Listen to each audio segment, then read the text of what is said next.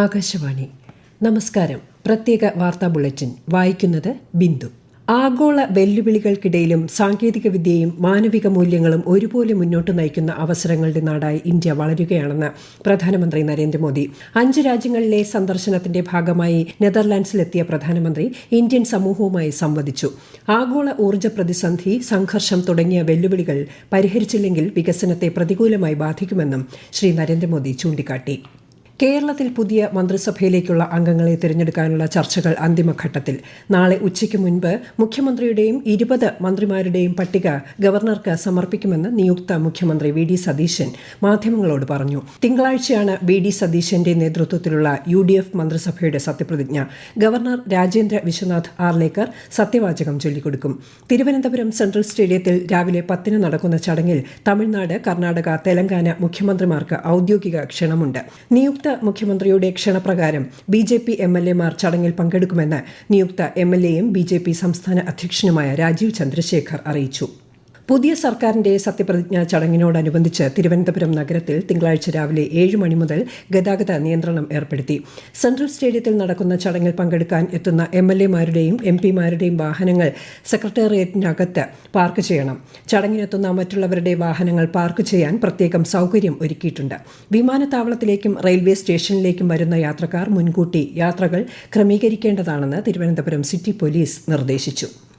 ലോകോത്തര നിലവാരമുള്ളതും ചെലവ് കുറഞ്ഞതുമായ തദ്ദേശീയ മെഡിക്കൽ ഉപകരണങ്ങൾ വികസിപ്പിക്കുന്നതിൽ ശ്രീചിത്ര ഇൻസ്റ്റിറ്റ്യൂട്ട് മികച്ച സംഭാവനകളാണ് നൽകിയിട്ടുള്ളതെന്ന് കേന്ദ്ര ശാസ്ത്ര സാങ്കേതിക സഹമന്ത്രി ജിതേന്ദ്ര സിംഗ്. തിരുവനന്തപുരത്തെ ശ്രീചിത്ര തിരുനാൾ institute four medical sciences and ടെക്നോളജിയുടെ 42ാമത് ബിരുദദാന ചടങ്ങിൽ വീഡിയോ സന്ദേശം നൽകുകയായിരുന്നു അദ്ദേഹം. കേന്ദ്ര ആരോഗ്യ സെക്രട്ടറി പുണ്യ സലില ശ്രീവാസ്തവ ബിരുദദാന പ്രസംഗം നടത്തി. CBSE 12ാം ക്ലാസ് പരീക്ഷ എഴുതിയ വിദ്യാർത്ഥികൾക്കായി 2 ഘട്ടങ്ങളായുള്ള പുനഃപരിശോധനാ സംവിധാനം ഏർപ്പെടുത്തിയതായി central board of secondary education. 1ാം ഘട്ടത്തിൽ വിദ്യാർത്ഥികൾക്ക് മൂല്യനിർണ്ണയം കഴിഞ്ഞ ഉത്തര കടലാസുകളുടെ സ്കാൻ ചെയ്ത പകർപ്പുകൾക്കായി ഈ മാസം 19 മുതൽ 22 വരെ ഓൺലൈനായി അപേക്ഷിക്കാം.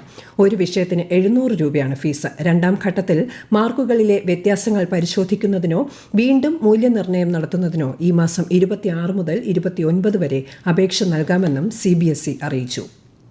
രാജ്യത്ത് 14 മുതൽ 18 വയസ്സുവരെ പ്രായമുള്ള കുട്ടികളിൽ സ്കൂൾ വിദ്യാഭ്യാസം ഉപേക്ഷിക്കുന്നവരുടെ എണ്ണം വർദ്ധിച്ചു വരുന്നതിൽ ആശങ്ക പ്രകടിപ്പിച്ച് കേന്ദ്ര വിദ്യാഭ്യാസ മന്ത്രാലയം.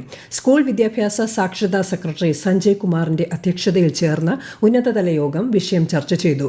ലഭ്യമായ കണക്കുകൾ പ്രകാരം 1ാം ക്ലാസ്സിൽ പ്രവേശിക്കുന്ന 100 കുട്ടികളിൽ 62 പേർ മാത്രമേ 12ാം ക്ലാസ്സിൽ എത്തുന്നുള്ളൂവെന്ന് യോഗത്തിൽ സഞ്ജയ് കുമാർ ചൂണ്ടിക്കാട്ടി. 14 മുതൽ 18 വയസ്സുവരെ പ്രായമുള്ള 2 കോടിയിലധികം കുട്ടികൾ നിലവിൽ സ്കൂൾ വിദ്യാഭ്യാസത്തിൽ നിന്ന് പുറത്താണെന്ന് അദ്ദേഹം അറിയിച്ചു. കണ്ണൂർ കൊട്ടിയൂർ വൈശാഖോത്സവത്തിലെ തിരക്ക് പരിഗണിച്ച് കൂടുതൽ സൌകര്യങ്ങൾ ഒരുക്കുമെന്ന് Malabar Devaswom board president OK Vasu. വൈശാഖോത്സവത്തിന്റെ ഒരുക്കങ്ങൾ വിലയിരുത്തുന്നതിനായി കൊട്ടിയൂരിൽ യോഗം ചേർന്നു. ഈ മാസം 28-ന് നെയ്യാട്ടത്തോടെയാണ് വൈശാഖോത്സവത്തിന് തുടക്കമാകുക. തീർത്ഥാടകരുടെ അഭ്യർത്ഥന പ്രകാരം പ്രധാന ഹജ്ജ് കർമ്മങ്ങൾക്കു ശേഷം മടങ്ങിവരാൻ സാധിക്കുന്ന രീതിയിലുള്ള ഹ്രസ്വ ഹജ്ജ് പാക്കേജിന് നാളെ തുടക്കമാകും. ഇന്ത്യയിൽ നിന്നുള്ള ആദ്യ വിമാനം നാളെ ഉച്ചയ്ക്ക് 12:30-ന് കൊച്ചി അന്താരാഷ്ട്ര വിമാനത്താവളത്തിൽ നിന്നും പുറപ്പെടും. കേന്ദ്രമന്ത്രി ജോർജ് കുര്യൻ ഫ്ളാഗ് ഓഫ് ചെയ്യും. ഹ്രസ്വ ഹജ്ജിനുള്ള വിമാന സർവീസ് കൊച്ചിക്ക് പുറമെ ചെന്നൈ, ഡൽഹി, മുംബൈ, ബംഗളൂരു, ഹൈദരാബാദ്, അഹമ്മദാബാദ് എന്നീ നഗരങ്ങളിൽ നിന്നും പുറപ്പെടും. നാളെ ദുൽഹജ്ജ് മാസപ്പിറവി ദൃശ്യമാകുന്നവർ അറിയിക്കണമെന്ന് പാളയം ഇമാം BP സുഹൈബ് മൗലവി അറിയിച്ചു. മാസപ്പിറവിയുടെ അടിസ്ഥാനത്തിൽ ബലിപെരുന്നാൾ സംബന്ധിച്ച സംയുക്ത പ്രസ്താവന പുറപ്പെടുവിക്കുമെന്നും ഇമാം പറഞ്ഞു. ബംഗാൾ ഉൾക്കടലിന് മുകളിലായി സ്ഥിതി ചെയ്യുന്ന ന്യൂനമർദ്ദത്തിന്റെ സ്വാധീനത്താൽ സംസ്ഥാനത്ത് വിവിധയിടങ്ങളിൽ ഇടിമിന്നലോടുകൂടിയ ശക്തമായ മഴയ്ക്ക് സാധ്യതയെന്ന് കേന്ദ്ര കാലാവസ്ഥാ വകുപ്പ്. അടുത്ത 5 ദിവസം കേരളത്തിലും മാഹിയിലും മഴ തുടരുമെന്നാണ് മുന്നറിയിപ്പ്. നാളെ പത്തനംതിട്ട മുതൽ ഇടുക്കി വരെയുള്ള ജില്ലകളിലും കോഴിക്കോട് മുതൽ കാസർഗോഡ് വരെയും ലക്ഷദ്വീപിലും മഞ്ഞ ജാഗ്രത പ്രഖ്യാപിച്ചിട്ടുണ്ട്.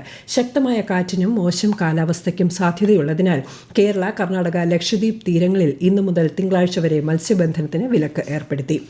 IPL ക്രിക്കറ്റിൽ ഇന്ന് Kolkata night Riders Gujarat Titans പോരാട്ടം. ടോസ് നേടിയ ഗുജറാത്ത് ടൈറ്റൻസ് ബൌളിംഗ് തിരഞ്ഞെടുത്തു. കൊൽക്കത്ത ഈഡൻ ഗാർഡൻസിൽ മത്സരം പുരോഗമിക്കുകയാണ്. റൊമാനിയയിൽ നടക്കുന്ന സൂപ്പർ ബൈറ്റ് ചെസ് ക്ലാസിക് ടൂർണമെന്റിൽ ഇന്ത്യൻ ഗ്രാൻഡ് മാസ്റ്റർ R പ്രജ്ഞാനന്ദയ്ക്ക് ആദ്യ ജയം. ബുക്കാറസ്റ്റിൽ നടന്ന 2ാം റൗണ്ട് പോരാട്ടത്തിൽ ഉസ്ബെക്കിസ്ഥാൻ താരത്തെയാണ് പ്രജ്ഞാനന്ദ പരാജയപ്പെടുത്തിയത്. പ്രത്യേക വാർത്താ ബുള്ളറ്റിൻ കഴിഞ്ഞു. അടുത്ത വാർത്താ പ്രക്ഷേപണം രാവിലെ 6:45-ന്.